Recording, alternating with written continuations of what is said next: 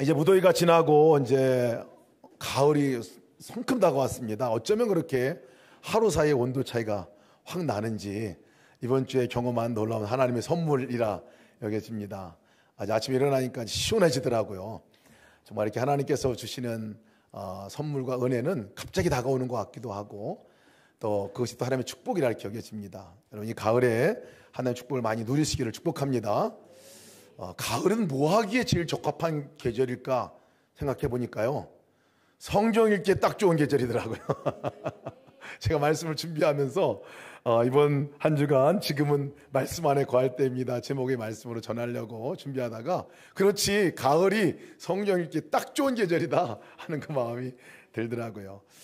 로잔대가 있는데, 아까 잠깐 말씀드렸는데, 로잔대가 정말 오히려 오직 이 선교적인 정말 온 교회들이, 열방이 함께 모여서 정말 하나님의 복음을 세계 열방에 나타내고 선포하고, 말로 선포하고, 또 그리고 실제 삶으로 드러내고 나타내서 정말 하나님의 영광을 드러내자, 이것이 목적이에요. 그래서 로잔대회를 한 4년 정도 준비했어요. 사실은 한국에서 주최하고 그것을 준비하면서 4년 정도를 준비해서 드디어 이제 이번 주에 열리게 됩니다. 여러분, 계속 좀 기도를 부탁을 드리면서, 그렇게 하면서 로잔대회 가운데서 매일마다 온 세계 사람들이 함께 말씀을 듣고 묵상하고 선포하고, 그것으로부터 선교를 어떻게 할 건가 논의할 그 본문의 말씀이 사도행전이에요. 사도행전.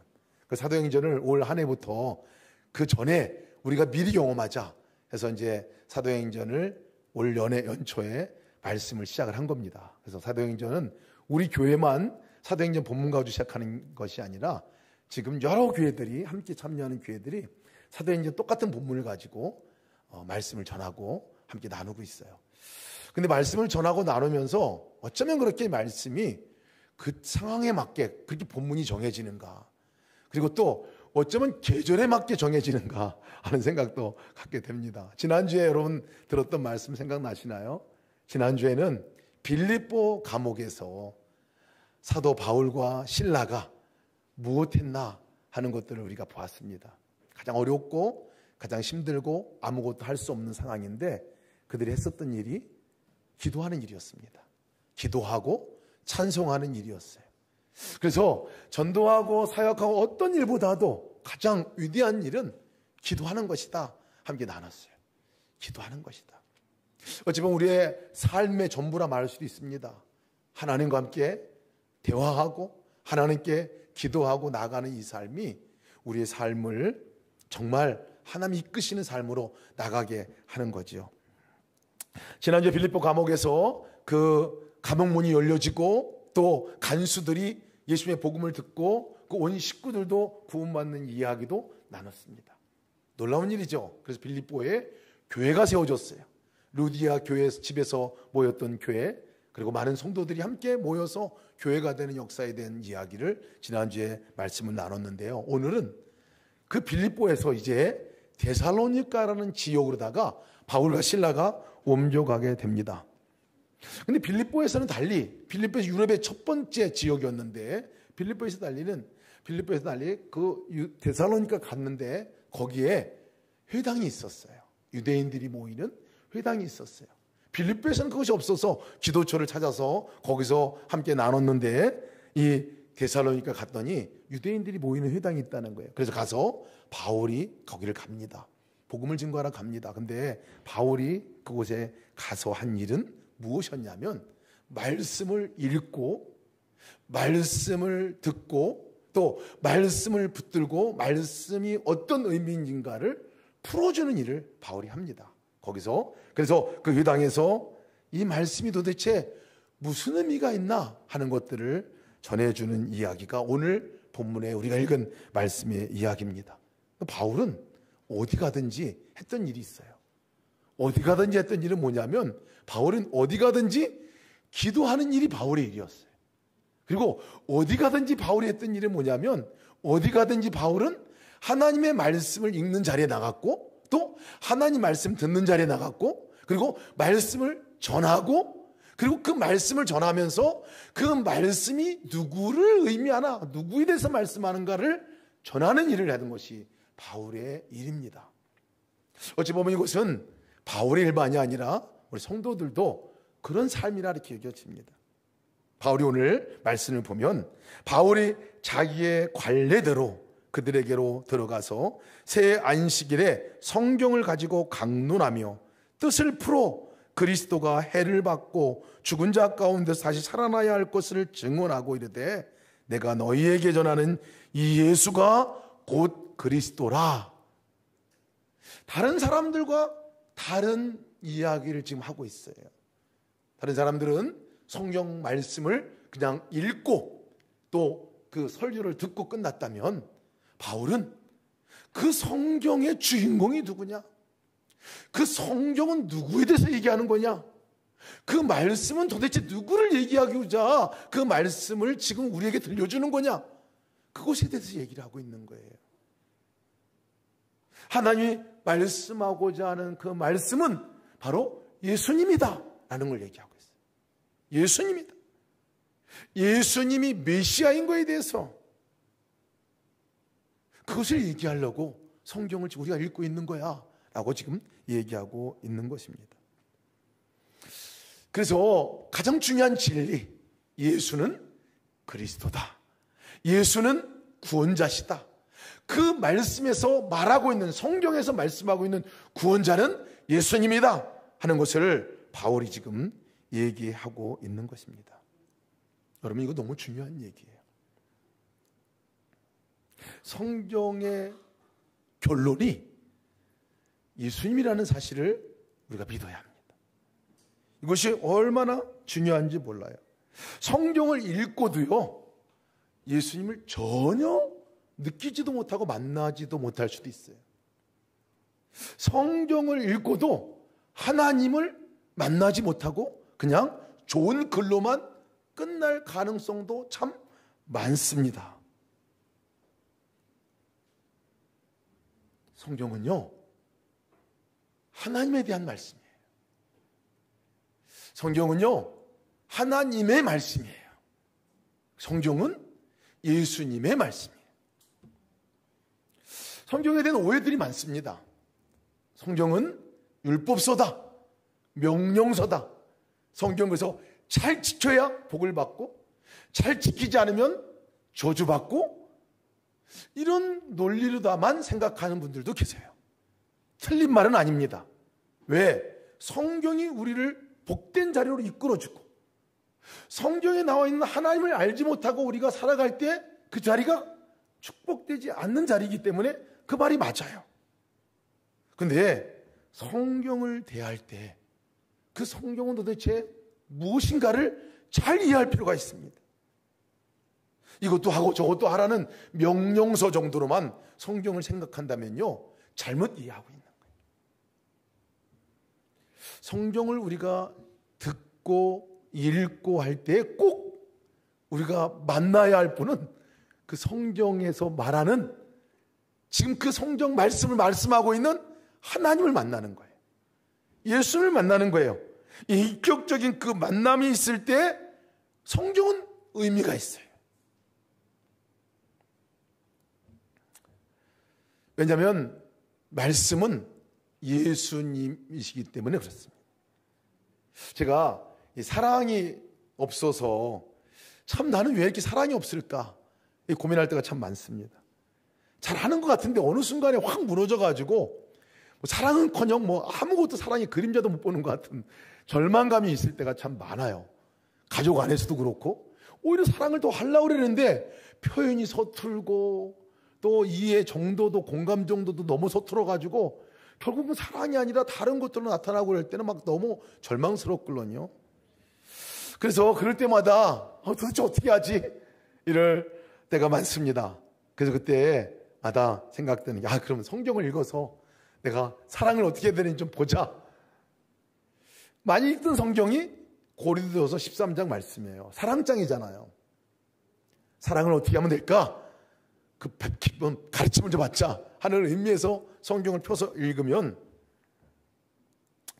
오히려 위로가 되는 것보다 더 절망적인 상황이 더 많이 돼요.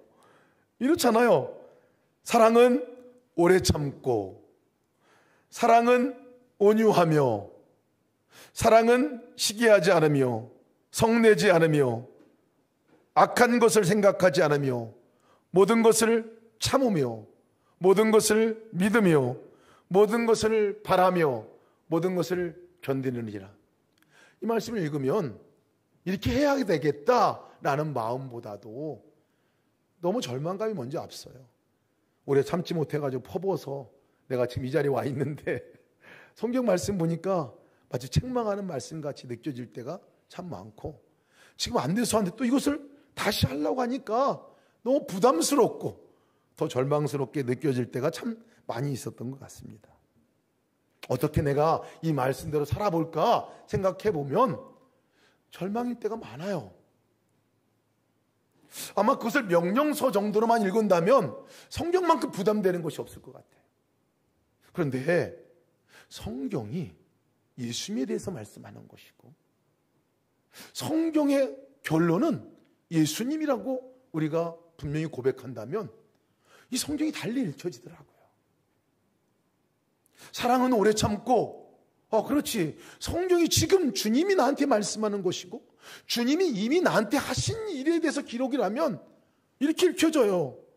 사랑은 오래 참고, 이것이 예수님은 오래 참고, 사랑은 온유하며 예수님은 온유한 분이며, 사랑은 시기하지 않고 성내지 아니하며 예수님은 시기하지 않고 성내지 아니하시고, 모든 것을 참으며 예수님은 모든 것을 참는 분이시고, 모든 것을 믿으며 예수님은 여전히 나를 믿어주고 계신 분이시며, 모든 것을 견디느니라 예수님은 여전히 나를 견뎌주고 계신 분이시구나.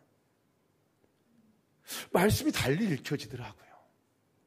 너 이렇게 살아야 해 라는 말씀이 아니라 이미 예수님이 나에게 도대체 무엇을 하셨는가를 그 말씀을 통해서 보게 돼요.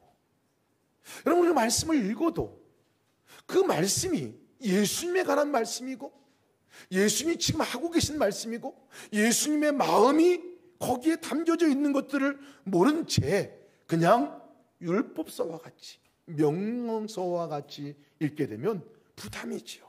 어려움이죠.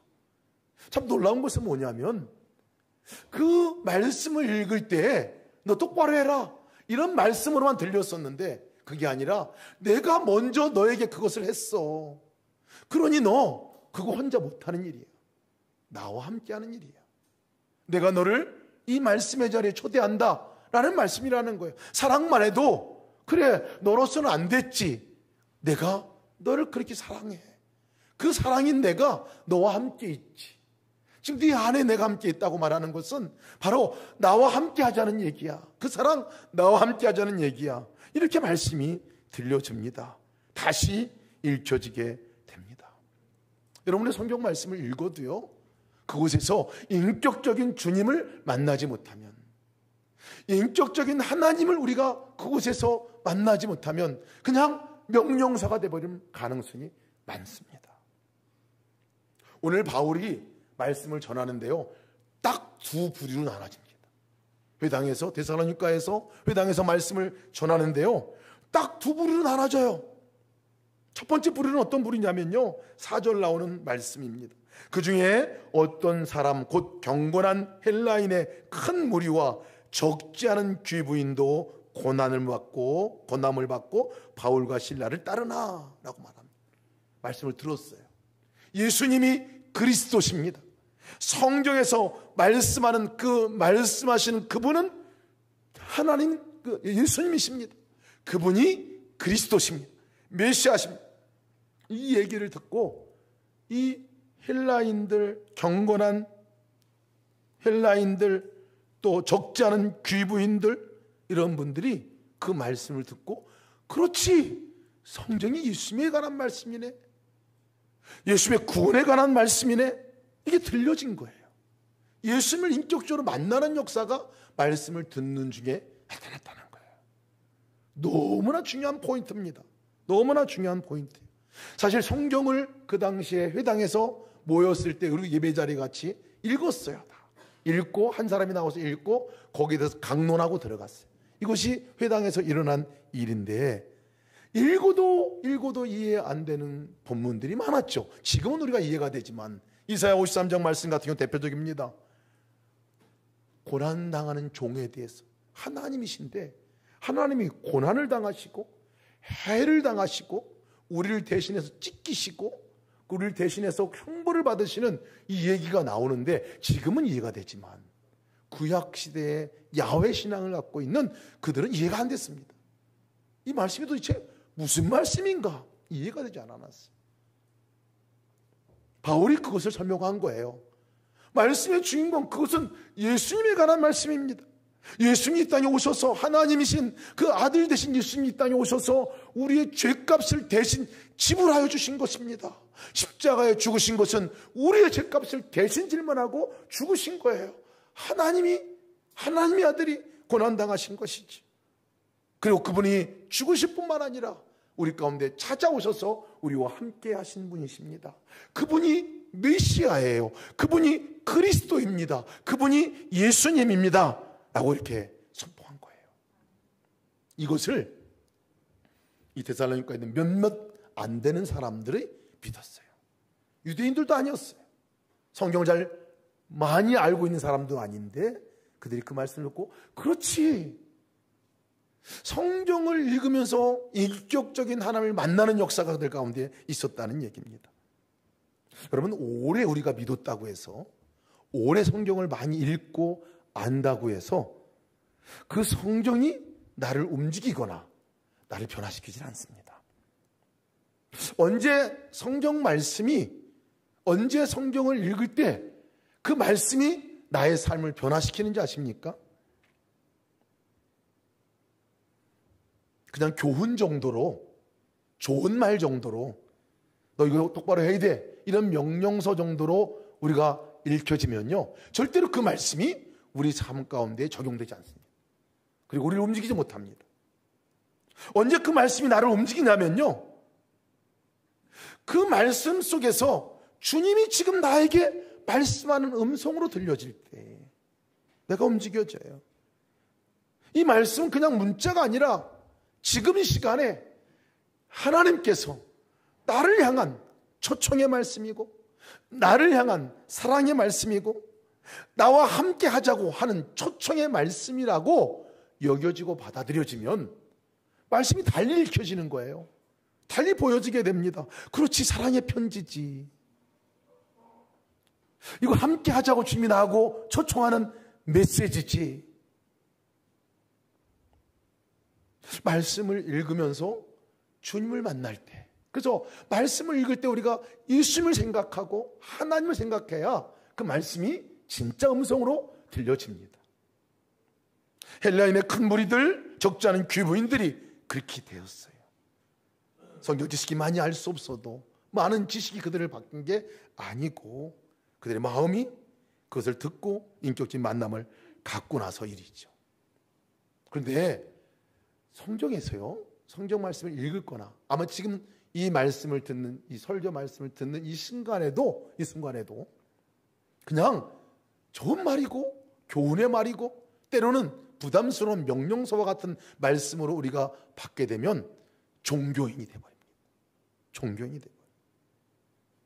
그리고 진짜 거기서 말씀하고 있는 그분, 예수님, 또 그분에 대해서 말씀하고 있는 예수님, 이분을 못 만나게 되면요, 이 반응이 달라집니다.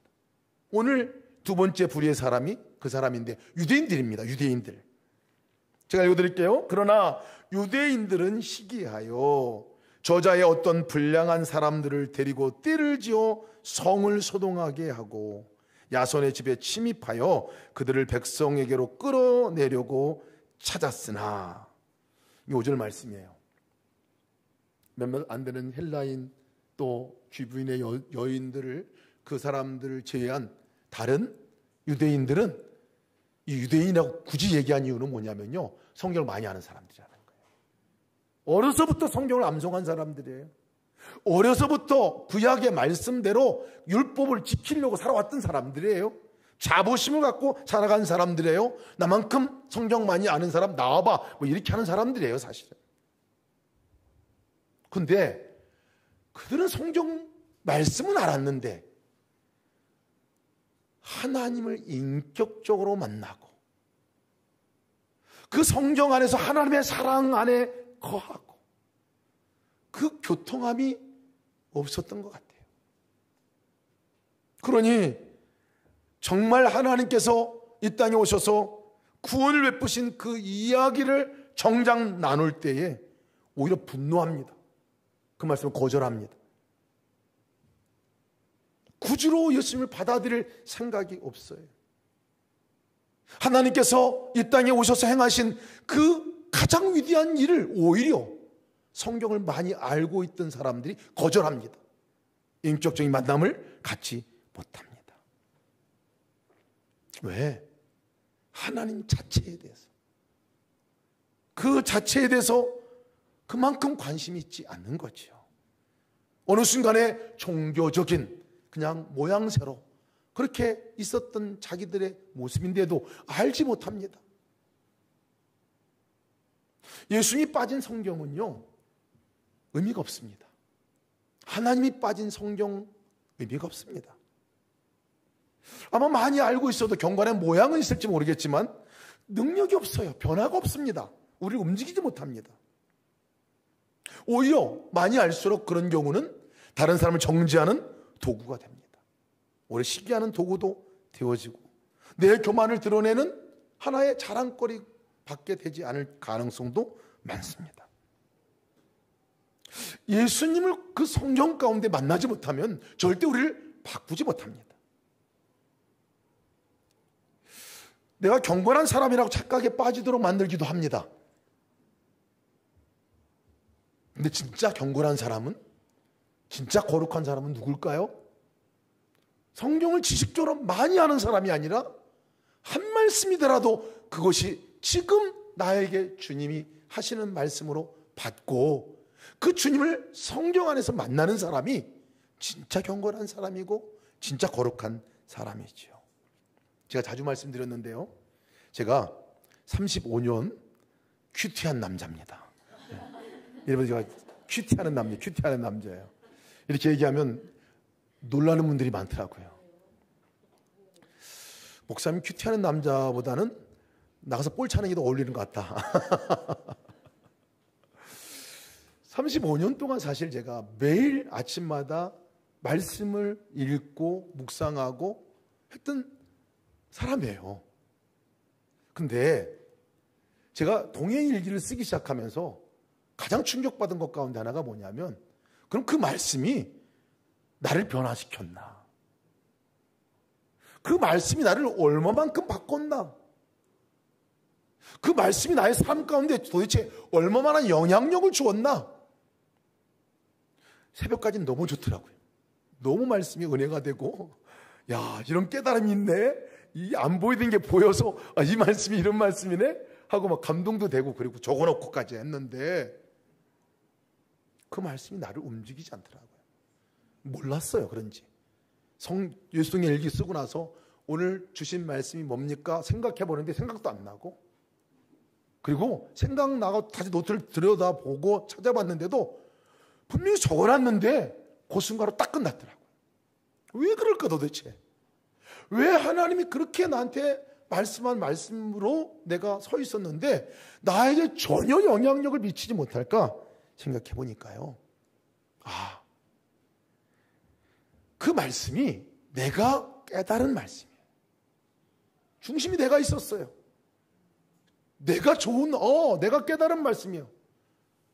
교훈의 말씀이구나, 너무 좋은 말씀이구나. 야, 그 중심이 그냥 좋은 교훈의 말씀 정도로, 좋은 그냥, 아, 내가 오늘 살아볼까?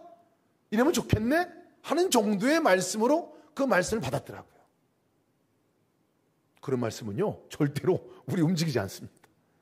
아마 오늘도 마찬가지일 거예요. 말씀을 듣고도, 아, 오늘 좋은 말씀이네. 그럼 돌아서면 절대 우리 움직이지 않습니다.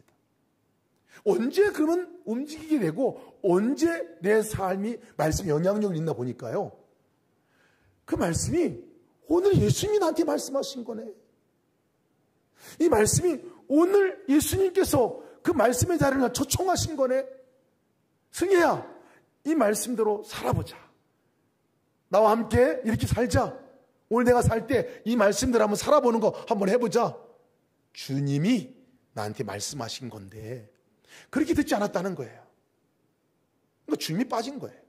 성경은 읽었는데, 큐티까지 했는데, 적용까지 했는데 예수님은 온데간데 없고 그저 내가 깨달은 정도의 말씀으로 머무르는 순간에는 절대 나를 움직이지 않더라고요.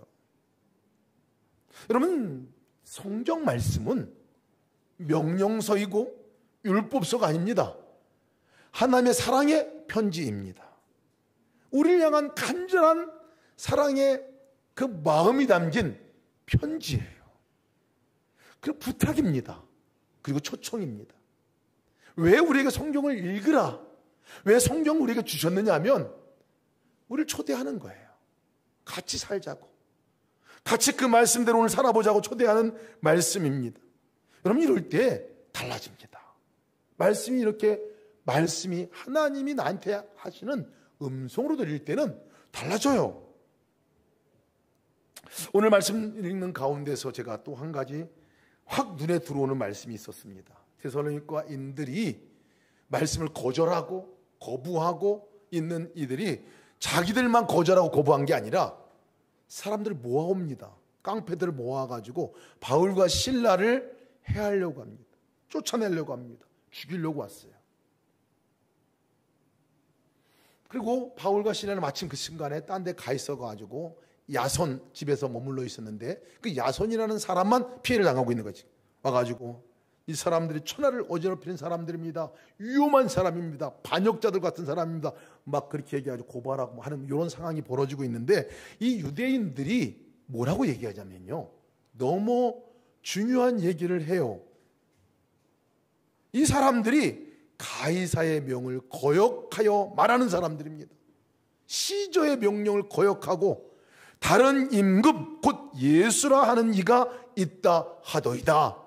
이 말은 무슨 말이냐면요, 이 사람들은 시저가 임금이 아니라 또 다른 임금을, 또 다른 왕을 섬기는 사람들입니다. 그러니 반역자들입니다. 이렇게 몰아갑니다. 그것들로 인해 가지고 사실 초대교회 때 많은 어려움들이 있었어요. 그런데 그들이 말하는 말이 틀리지 않습니다. 틀리지 않아요. 맞는 말이에요. 예수를 믿는다고 하는 것은, 우리가 예수 믿는 사람이라고 한다고 하는 것은 도대체 누구냐? 왕이 있는 사람들이에요. 세상이 섬기는 왕과는 다른 왕을 섬기는 사람이죠. 다른 임금을 섬기는 사람이죠. 천지를 창조하시고 만물을 주관하시고 그 아들 독생자까지 아끼지 아니하고 주시는 사랑의 그 하나님, 그 왕을 섬기는 사람들이죠. 여전히 우리 가운데 찾아오셔서 함께 하시고 동행하시는 그 하나님, 그분을 왕으로 섬기는 사람들이 예수 믿는 사람들이에요. 그러니 여러분, 삶의 방식이 달라야 하는 거죠. 여러분들에게 있어서 예수님이 왕이십니까? 왕이십니까? 이 대답을 잘 하셔야 돼요. 잘 하셔야 돼요. 반역자로 몰릴 수 있습니다.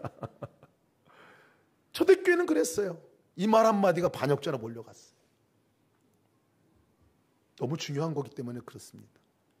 예수님이 왕이시다라는 말은 그분이 나를 이끌고 가신다 하는 얘기입니다. 여러분, 왕인지 아닌지를 우리가 분별하는 기준은 뭐냐면, 내가 내 삶의 왕이 누굴까 금방 알 수 있어요. 누구 말 듣고 내가 살아가고 있느냐 보면 알아요. 여러분, 누구 말 듣고 살아갑니까? 많은 남자들이 하는 이야기는 아내 말 듣고 살아갑니다. 아내가 왕이에요. 아내가 왕. 저도 뭐 그 범주에서 많이 벗어나지는 않는데, 네. 우리가 누구 말을 듣고 따라가느냐에 따라서 그 사람이 왕이 되는 거예요, 사실은. 부모의 말을 듣고 따라가는 그 순간엔 적어도 그 부모가 자식의 말을 듣고 살아가는 그것이 전부가 되어서 따라가는 사람들은 그게 왕이 됩니다. 세상의 가치관이 우리에게 말하는 그것에 따라 살아가면 그것이 왕이 되는 거예요, 사실.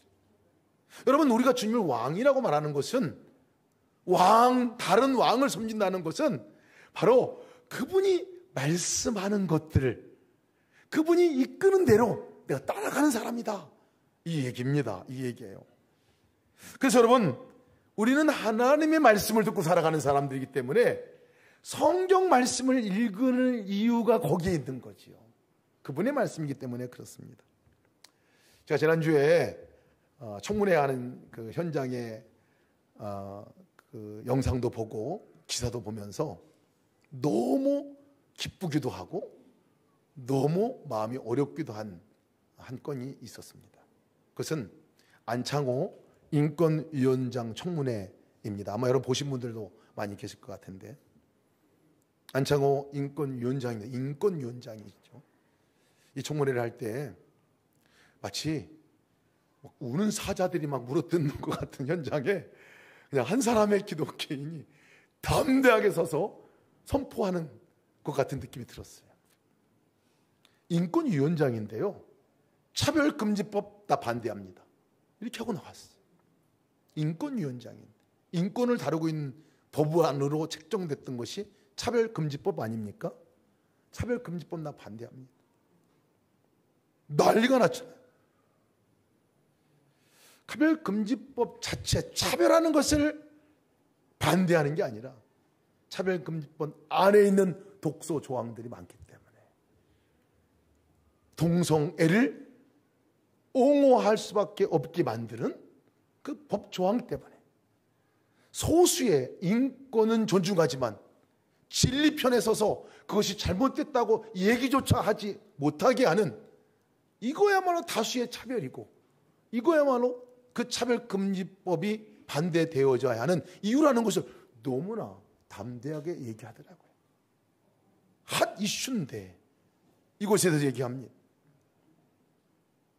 진화론에 대해서도 얘기를 하더라고요. 당시 진화론이 교과서에 있는데, 교과서에 있다. 진화론이 과학이라고 말하는 사람들에게 진화론이 과학이 아닙니다. 진화론은 과학이 아니라 그것도 마찬가지 신념입니다.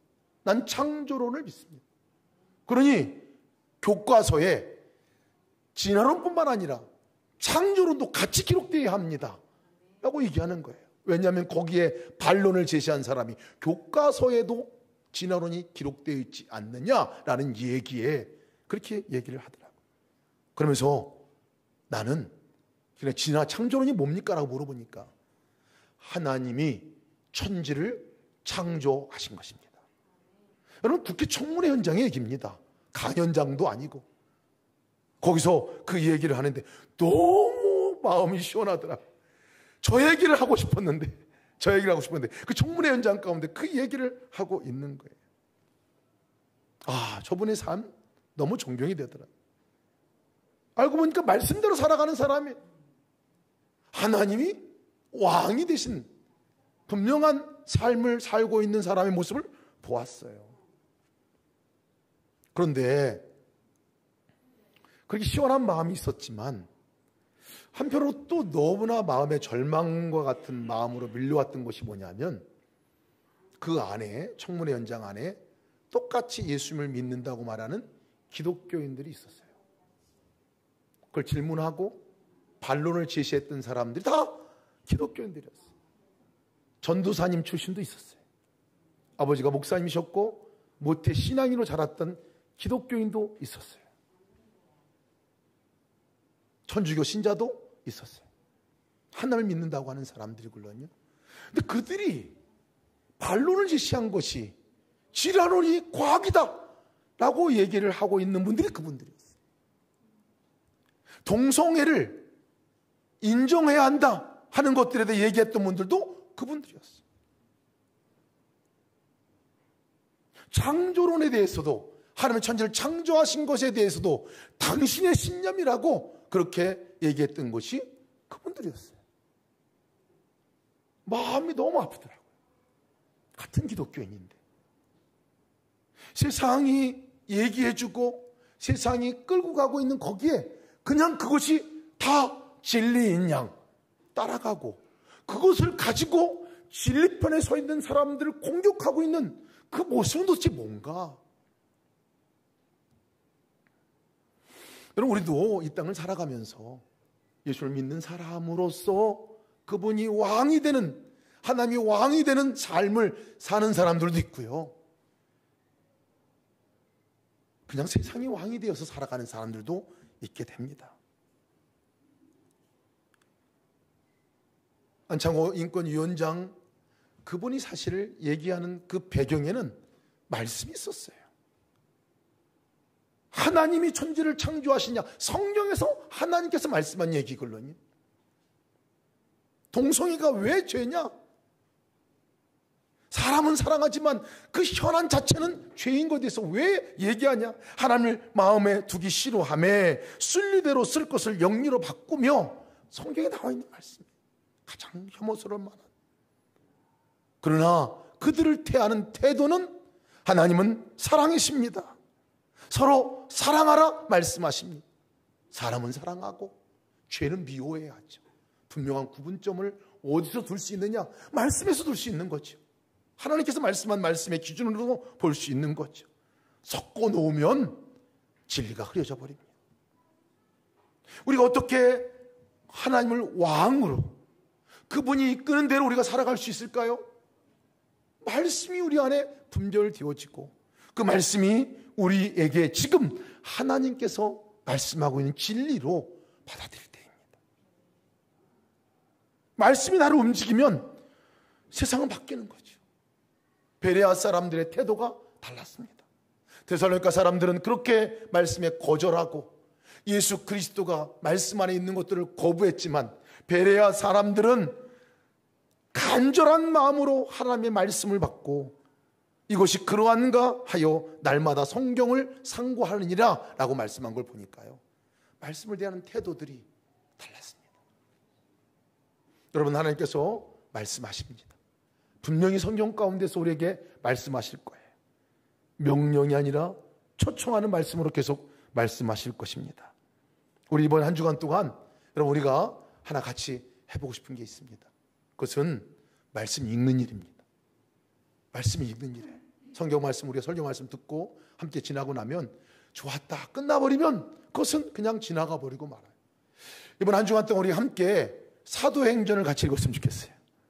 사도행전, 온 세계가 지금 사도행전을 함께 읽는 주간이 됩니다. 여러분, 사도행전을 같이 읽어봅시다. 사도행전은 28장까지 돼 있어요. 472, 28. 예, 하루에 4장 읽으면 됩니다. 하루에 4장 읽으면 7일 동안 사도행전을 읽을 수가 있어요. 한번 읽어봅시다. 한번 읽어봅시다. 아, 나는 4장 정도는 좀 부족해요 하는 사람들이 있다면 누가복음까지 같이 읽어보시기 바랍니다. 누가복음은 24장까지 있어요. 그런 딱 구분이 안 되면 37이 21, 38이 24, 잘 구분이 안 되는데 거의 3.5장 정도가 됩니다. 한번 읽어봅시다. 이번 한 주간에 사도행전을 읽으면서 예수님이 누구신가, 예수님이 무슨 말씀하고 계신가를 우리가 보자고요.